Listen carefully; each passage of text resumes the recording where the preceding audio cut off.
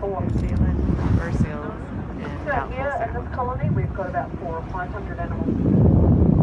We've got the whole range of families, big bull seals, breeding females, teenage boys and girls, and pups as well. If you look out to the right, the middle of that corner sort of area, you'll see there's a whole pile of them just lying in the water with their flippers in the air.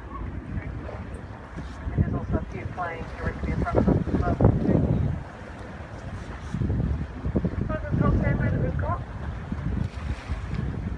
He's got himself a harem of about 8 to 12 girlfriends. They spend this time of year making merry, making babies. Some of those teenage boys will feel the stirring of their loins if they want a bit of that action.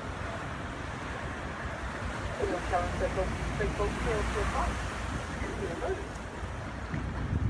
So you'll get finished from the colony and you'll go find yourself a bachelor colony made up almost entirely of teenage boys.